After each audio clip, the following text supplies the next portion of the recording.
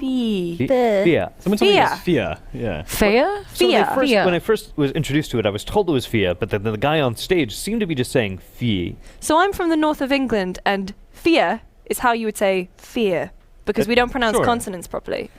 Or But- vowels. So, I mean, but overall, this seemed like a replacement for Yarny. This was another super cute, emotional, fun indie game. And I really appreciated that. Like, the little guy was super cute, like little Was. dog guy. Well, and he's communicating with other animals, and that seems to play a big part in the game, which is adorable. Everyone loves that. I'm curious how that will all play out, and like really what the objective is in the end. But what I found most interesting is this was tied to the initiative to support creatives, give them a chance they wouldn't get otherwise, and also let the profits go back to them, Yes. which I think is great. So it's like the Square Enix collective kind of thing. Yeah, but But it seems like they're working the model a little bit differently. When I first saw Fie, they showed off concept art first, and I thought, this looks a lot like Limbo. I mean, this looks exactly like Limbo meets Ori. But looking at the actual game in motion, it looks kind of like Tearaway, I felt.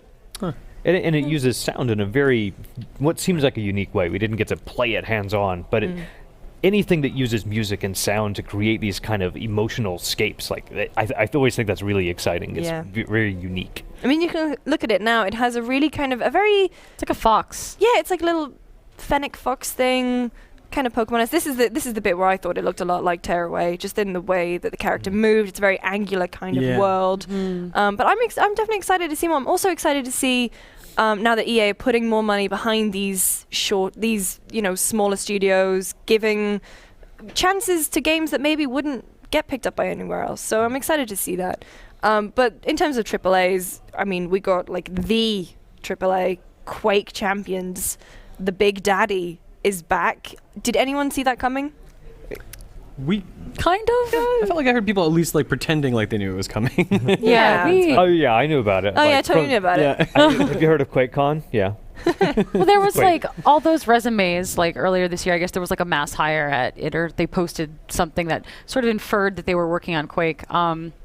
I mean, it's been a long time coming. I think after Doom, this was like the perfect time for them to sort of re-announce that they're rebooting some stuff. And I think And it after the works. success of Wolfenstein as well, and the new Order and the Old Blood, Yep. kind of it made sense to go back to those old id properties. And they're certainly chasing the hero shooter genre without really calling it as such, which is maybe a smart move. I don't know that that's what Quake fans want, but maybe that won't matter in the long run if it just plays the same way. So Yeah, I hope it's going to be that. They said there'll be an unlocked frame rate on PC. I think they said. yeah, up to So- 120 hertz, which is blindingly fast. So. Damn. Wow.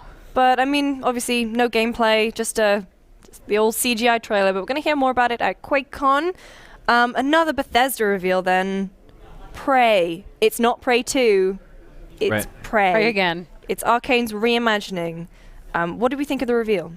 Yeah, that was such a cool trailer. Like, it was very moody, and like I love playing with time and kind of what your expectations are, because even within that trailer, I'm like, I'm not sure what's going on, and you're learning a little bit more about this story and this world, and it made me want to learn and know more. Yeah. Yeah, I don't know why they had decided to call it Prey. I don't know that brand really draws a lot of attention. I think it is a cool name, though. It is? think, Sure, I'll give it that. But it does have this attachment.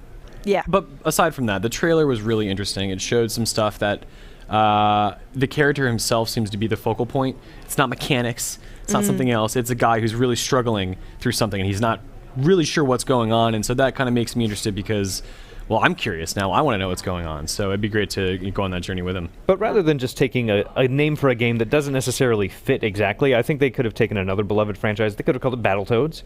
Also would have been really exciting. I don't know that they could have called it Battletoads. I'm interested to see how it plays out, because I mean, basically, it's Alien Isolation. You Kinda. wake up on a craft. You're by yourself. There seems to be some sort of aliens attack. manipulation happening with this Yes. character, where he is both being manipulated, but also sort of he's out of sorts. So you don't know if he's actually being manipulated, or it's just in his head, or if he's doing it to himself.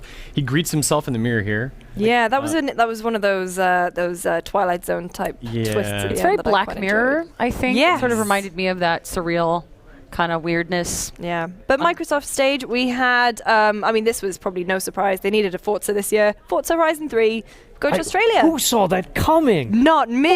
Forza. Cars. Get out of town. I am kind of disappointed that there wasn't like a giant car, supercar on stage as they usually do. But you know, Forza Horizon I think is a fun game. I certainly prefer it to regular Forza because I'm not a racing sim person, but the more arcadey feel, the music I really like. What is it about this that draws you in, considering that you like the last one? To be honest, when I was playing the last one, because the last one, was it the music festival, the one before?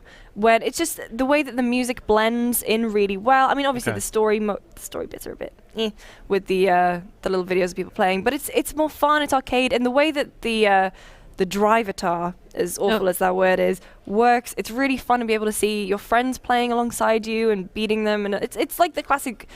It's the ghosts that you like playing with. It's easy to play with friends. So it's like The Crew. R.I.P. Let's not go there. Yeah, I don't think the crew's around anymore. But No, I, it's not. no, I mean, it's just also the way that the cars handle is very satisfying. And I'm not by any means a big racing fan at all, but Forza Horizon I always think is a game that I can play and I'm not intimidated by, which I am by regular Forza. I'm really waiting for the DLC since it's in Australia. Of either I get to have a kangaroo as my driver, or I get to Oh. ride a kangaroo because I would totally do that. Oh, that'd be amazing. That's an amazing idea, actually. Just riding the kangaroo. But we also saw Gwent. Yeah. So, I mean, do you think CD Projekt Red realized how popular that card game would be? Like, Not when they first made it, no. No. But after looking at Hearthstone and Yeah. the ridiculous success of something like that, I think it was a foregone conclusion that was going to come. They weren't inspired by Triple Triad? Deep cut. Where's that card game? I want that card game. But no, I mean, it has a story mode and stuff. Do you think that's going to work well? I don't know. Like, I mean, Witcher fans are going to play it. I don't know that anyone who's not into The Witcher will go for it, Yeah. since it's such a niche thing. Yeah. I mean, my Um, favorite part of Hearthstone, it was the single-player story missions, and that could be really interesting in Gwent, both getting you used to playing it and understanding the mechanics, Yeah. while not forcing you to play against other people. So does the idea of 2 lanes? Oh no, that's a different game. Sorry, I'm confusing it. I Lanes think or MOBAs. Dota. It's No, I was I was thinking of the Elder Scrolls Legends game. Yes. It's got 2. yes. That has 2 lanes. Anyway. I tried playing Gwent, but because you can not play it in the game, when I was playing Witcher 3, I did kind of forego it. And I always had people on Twitter going like, oh my god, this Gwent, like, I'm Do a you Gwent even Gwent? master. Yeah, exactly. Like, get good at Gwent. But no. Xbox also revealed State of Decay 2. Were we expecting that? Well, I mean, we knew that Undead Labs, the developer, was working on a successor. They were working on some kind of MMO type thing that was codenamed, I think it was Class 4. And they've been talking about that since State of Decay blew up Xbox Live and became like the best-selling downloadable game of all time on Xbox Live. So we knew something else was coming from them. I'm a little surprised that, I am surprised and also not surprised that they called it State of Decay 2. Obviously, State of Decay sold well, so maybe labeling it as such will allow people to like find it better and give it a little bit more press. But I really liked State of Decay and it worked really well, and I'm totally excited to play this one. Did any of you guys play Grow Home? Yes. Yeah. No. I didn't, but I like the cutesy platformer style. So when Grow Up was announced, Yeah. well, it leaked. I mean, in the Great Leakening, it was one of the revealed games. What do you think? Well, so Grow Home had sort of a very awkward control scheme, which was part of the charm of it. And I guess I'm really curious how that game is going to evolve, because Grow Home on its own, I think, stands fairly well. Like, I don't think it needs a sequel. So if Grow Up has something different, then I'll be really excited. If it's just more of the same, I don't know that that's enough to make me want to go back in. It's a game that's fun, but it's not a game that's got a whole lot of depth to it. I was going to say it was like a short, relatively short game, but I think this one's going to be a full-priced game, judging by the Amazon. Wow. Yeah, so Oh. they must have I was beefed it up hoping a more bit. for a new mechanic because Grow Home Right. did that so well, and like I loved playing it. I loved enjoying that experience, and it was the right length because it also could Yes. get very tiring. Yeah. I would have wanted to see something different when they're calling it a different name. Like I would have imagined like, oh, we're gonna burrow into the ground or something different. But Yeah. In our That's a dig Ubisoft down, the sequel. in our Ubisoft pre-show, we were saying it's been a while since we've seen Trials, and Yeah, then bam, out they Oh, came with that man. reveal. Dean Evans from Far Cry Blood Dragon. tracksuits. Oh So wow! amazing. Those outfits were A+. I like to think that they went shopping for those together. You know they did. Oh yeah. Or Dean bought both of them. Yes. Clearly. So Trials of the Blood Dragon. is it enough to bring us back to Trials? Yeah, I love Trials anyway. So new courses and a new aesthetic, I'm totally sold. Yep. But it I'm seems just a like sucker. it's not just bikes anymore. It's kind of these buggy tank things. You can also get out, so you can go by foot, and you have to shoot things. Oh, it looks so good. It's like someone threw up the 80s onto Trials. It's so good. Sweet pre-order bonus. Yeah, right. To be honest, I would love if they actually did create those. That would be Blood incredible. Dragon action figures. Yep.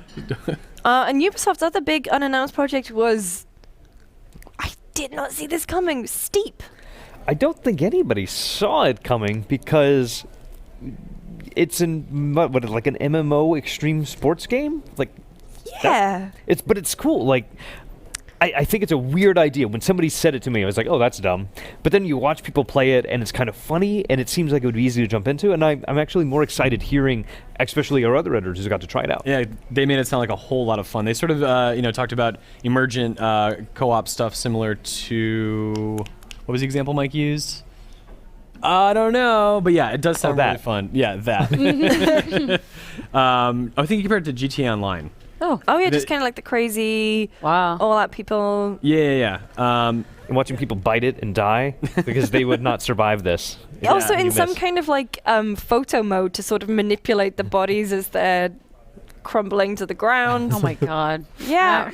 I don't know. It looks really. I don't know. I mean, I'm not a big extreme sports fan, but I do like messing around in multiplayer with my friends. So I mean, this looks like the sort of thing where it's going to be the physics and the sort of other, the unrealistic things that occur. Yeah. So I don't think you really need to be a sports fan because I don't really follow extreme sports, but this looks really fun. yeah, I do this every weekend. yeah. I wondered Yeah. what you got up to in your time It's off. not all cool like you. That's why all of my I don't stand up. My legs are broken. And that's why you don't take your shoes off either. Yeah, they're grafted in. A little brief chat about the VR that Sony revealed. Batman VR. Alfred Yeah. bring the VR around is the best joke that I ever made. Would you prefer just another Arkham game, or is this a nice twist on the games, the franchise? I'd be into it if it was like it was Batman VR, but you weren't playing as Batman, like you were playing as Alfred or someone else. Or just having to watch Bruce Wayne go out and just go, Right. oh, he's going to be late for dinner again. Right. I feel like making you Batman is the obvious choice, and I feel like there are now like going to be so many VR experiences where you're action hero flipping around doing whatever. Like we're getting Doom and Fallout, and like We're not getting Doom. That was just an experience. It was not a like Doom, we're getting a Doom experience Yeah. and Fallout.